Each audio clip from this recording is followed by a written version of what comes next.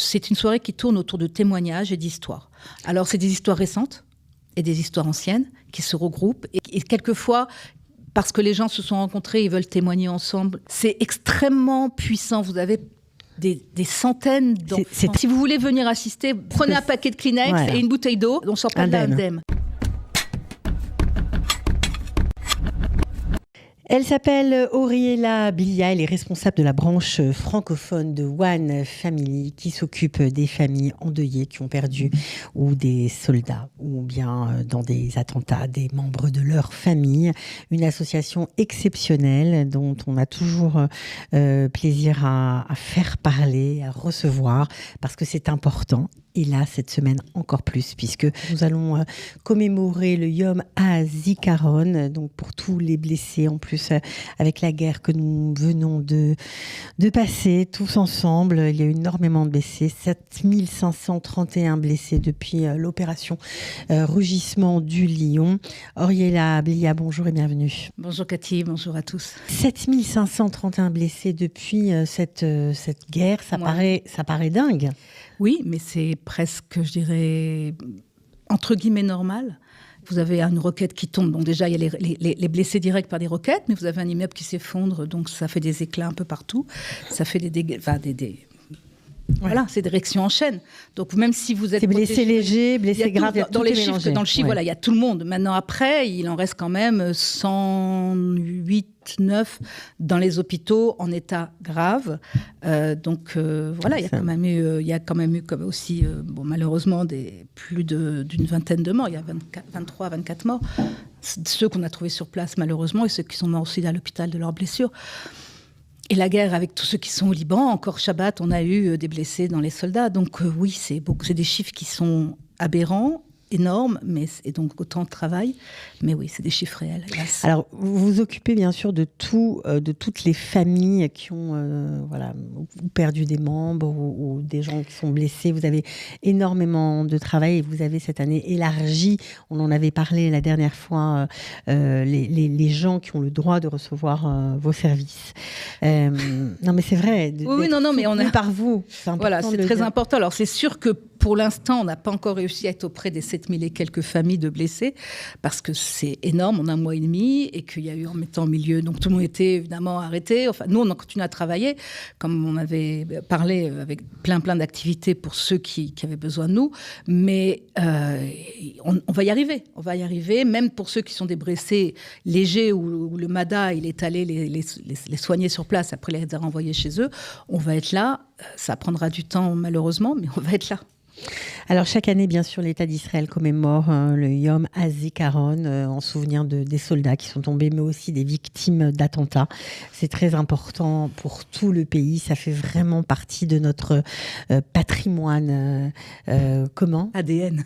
De notre ADN, exactement. Alors, pour tous ceux qui viennent d'arriver, il y a de nombreux Olim Hadashim qui sont là, peut-être depuis un an, qui n'ont pas eu encore l'occasion de participer à ce genre de cérémonie. Je sais que c'est extrêmement important de comprendre ce qui se joue ce jour-là. Alors, au niveau de l'État, c'est clair, c'est une ambiance très particulière. Quand moi, je suis arrivée il y a plus de 30 ans, la première Yom HaZikaron, on était un peu prévenus, mais on ne savait pas. C'était d'une émotion folle. Alors maintenant, évidemment, depuis que je suis à One Family, c'est encore autre chose, parce qu'on prépare des cérémonies chaque année. Une énorme cérémonie nationale que l'on fait dans un très grand centre sur l'Armona Natsiv à Jérusalem, dans une salle, qui a des parcs autour, parce qu'on reçoit... L'année dernière, on a eu 3500 personnes, donc cette année, on attend encore plus. C'est beaucoup de travail, beaucoup d'organisation, et on fait venir des familles de tout le pays qui viennent pour témoigner, qui viennent pour être ensemble, pour se rencontrer, certaines pour se connaître, d'autres pour se retrouver. C'est extrêmement important parce que je crois que c'est un jour où il y a une espèce de communion, on dirait en français, une communion entre ceux qui, Dieu merci, n'ont jamais eu personne dans leur famille touchée. Et malheureusement, avec tout ce qui se passe en ce moment, les chiffres se rétrécissent. Et ceux qui sont touchés. Et il y a un contact, il y a quelque chose qui se crée. Il y a des témoignages dans les écoles, il y a les témoignages dans les émissions de radio, de télévision. Et surtout, voilà. C'est une journée consacrée à ça, quoi. C'est une journée pour ça. Et je pense que c'est nécessaire. Comme Yom HaShoah est nécessaire pour que la mémoire perdure, je crois que en plus c'est une reconnaissance, c'est-à-dire que c'est ceux qui sont arrivés il n'y a pas longtemps, ou ceux qui sont jeunes, ou ceux qui sont... Ils se rendent compte de ce que ça veut dire de construire le pays d'Israël, du prix qui a été payé et du prix qui est payé. Et cet amour que représente le peuple en allant dans tous les cimetières militaires du pays ou non militaires, c'est quelque chose... Quand je suis arrivée, il y avait du monde par exemple, à Herzl, il y avait du monde, mais enfin, on arrivait à se promener aller d'un point à l'autre, un point A à un point B. Là, c'est déjà, il faut arriver à l'entrée. C'est même plus qu'il faut aller à un point A, un point B, il faut arriver à l'entrée. Et je crois que c'est quelque chose qui est extrêmement puissant, de voir ce pays qui s'arrête à 8h du soir, de voir ce pays qui s'arrête c'est ça ce que j'aimerais qu'on décrive, parce que tout le monde ne connaît pas le déroulement de cette cérémonie. Donc à 20h le lundi soir, lundi 20 avril, sonnerie. Lundi soir à 20h, sonnerie. Alors nous, dans le cadre de One Family, on est déjà sur le terrain déjà depuis longtemps, parce qu'avant Pessah, par exemple, on a pris toute une série de bénévoles. Cette année, ça a été plus compliqué avec la guerre, mais on l'a fait. Et pour préparer des milliers de ner neshamot, de petites bougies donc du souvenir, qui sont déposées avec lesquelles on met le sticker de One Family, Yom HaZikaron, avec le dessin des soldats, d'une image de soldats et de famille. Sur la bougie. Sur la bougie. Et dans tous les cimetières, il y a des bénévoles, et les jeunes qui font le Shirut Leumi, ou toutes les personnes qui travaillent pour nous, qui vont dans les cimetières déjà avant. C'est-à-dire la semaine, ça commence déjà depuis aujourd'hui, et qui vont sur les tombes de ceux qui sont tombés même avant le 7 octobre, et déposer une ner neshama et un petit drapeau d'Israël au nom de One Family. Ensuite, nous, on est déjà en contact avec les familles, à partir de maintenant, au téléphone, dans des rencontres, surtout pour les familles pour qui c'est extrêmement récent. On fait déjà beaucoup plus de travail au niveau des psychologues. Et donc le 20 avril, le 20 avril, à 8h du soir, nous allons ouvrir la salle vers 7h. Les gens vont commencer à arriver. Donc c'est salle Olmaya, pour ceux qui salle connaissent, Olmaya, une très belle salle. Qui est une femme magnifique, avec la vue sur la vieille ville et sur... et c'est gratuit, tout le monde peut venir. Et c'est gratuit, bien évidemment. Il y a une collation en permanence qui est servie, boissons et collations. Et dehors, il y a des grands tapis qui sont posés dehors, avec des coussins pour que les gens puissent s'asseoir. Évidemment, accès à l'intérieur pour ceux qui sont là pour témoigner, donc en priorité à l'intérieur, et leur famille. Et donc à 8h, tout le monde debout, silence absolu dans tout le pays s'arrête, la sonnerie. C'est rare de rester indifférent. D'ailleurs, de rien me parler, j'ai déjà des frissons, mais c'est vrai que là, beaucoup se mettent à pleurer, beaucoup pleurent, et c'est très, très, très fort. Et ensuite, nous avons... Trois hommes, que ce soit un papa endeuillé, un frère endeuillé, un orphelin, qui vont monter à tour de rôle sur scène, qui vont d'abord allumer la ner neshama. On va descendre le drapeau d'Israël en deuil, comme tout le monde, juste avant la sonnerie. Après, on va faire la ner neshama, le kaddish par un des hommes, et ensuite el melech rachamim. Puis, quelques mots seront dits par le directeur de One Family. Et ensuite, c'est la soirée pendant 2h, 2h30. C'est une soirée qui tourne autour de témoignages et d'histoires. Alors, c'est des histoires récentes et des histoires anciennes qui se regroupent. Et quelquefois, parce que les gens se sont rencontrés, ils veulent témoigner ensemble comment une ancienne peut soutenir, une ancienne famille, j'entends bien, peut soutenir une nouvelle famille. C'est extrêmement puissant. Vous avez...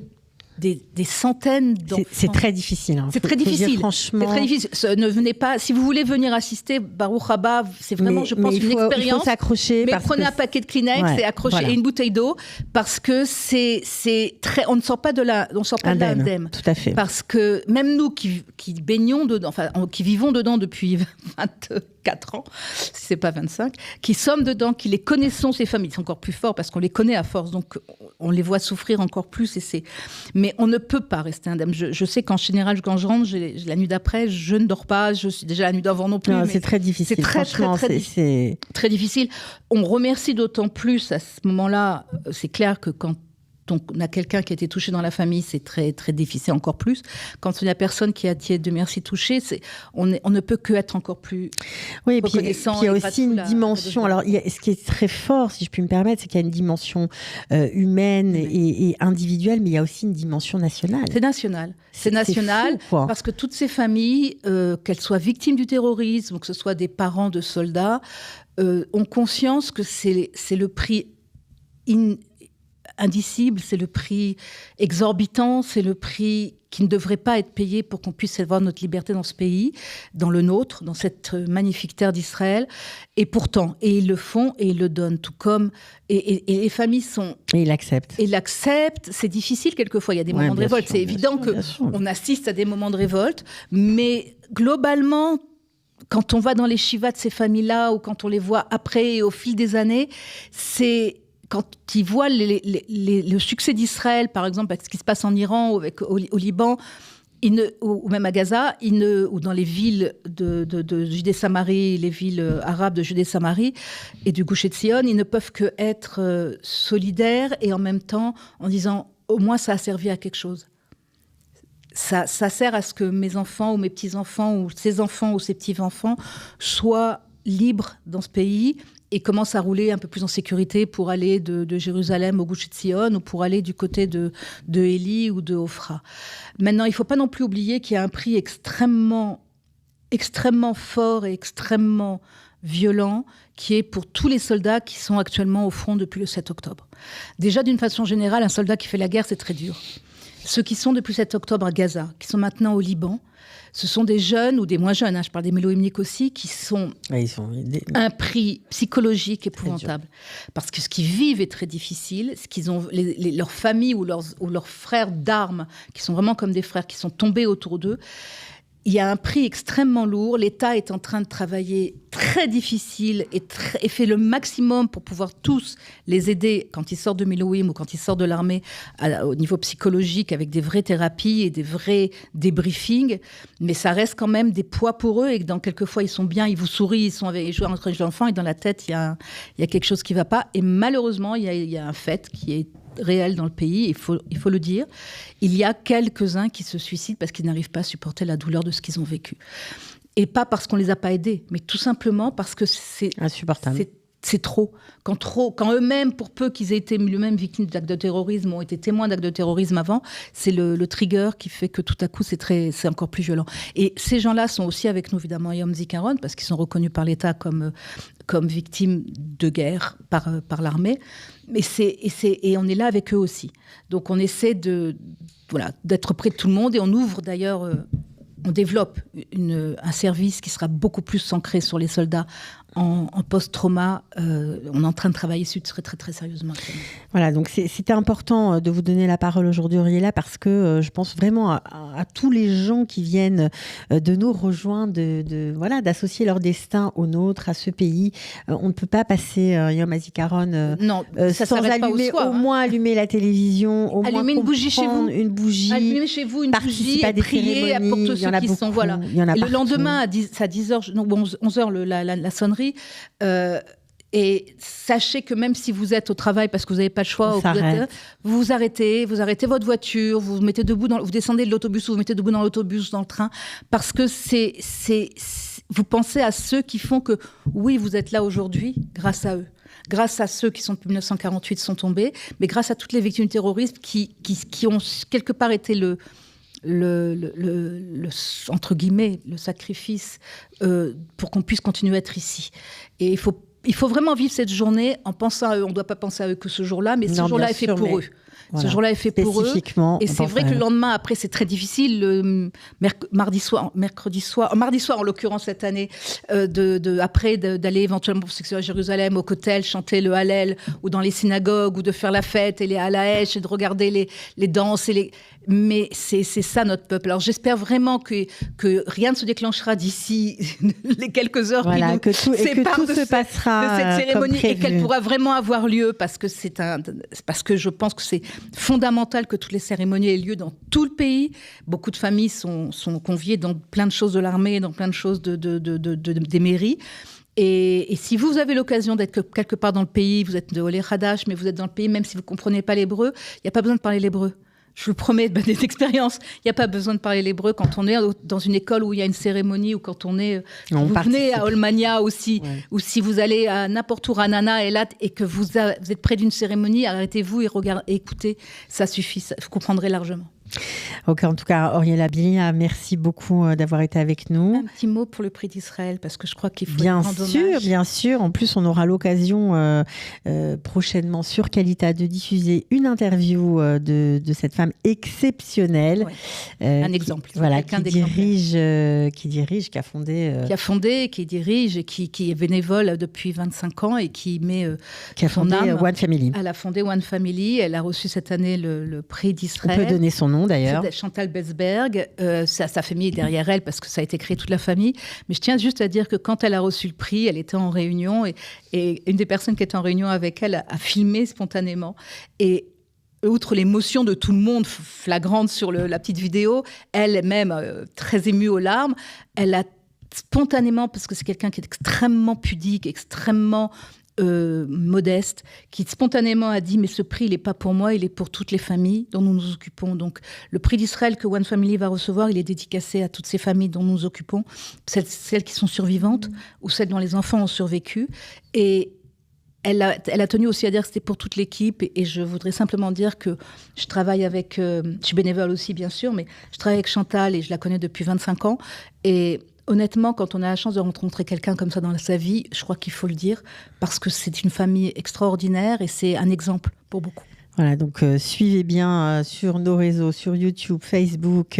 Voilà, vous pourrez, sur Instagram aussi, bien évidemment, et vous pourrez voir cette interview de la présidente de One Family. Tu parlais de YouTube. La cérémonie que nous organisons lundi soir sera en direct sur la chaîne de One Family sur YouTube. Elle est en direct, diffusée dans le monde entier. Voilà, donc si vous ne pouvez pas vous déplacer, moi c'est toujours mieux de se déplacer, mais pour ceux qui ne peuvent pas, vous pourrez également suivre cette cérémonie. Merci beaucoup. À très bientôt. À bientôt.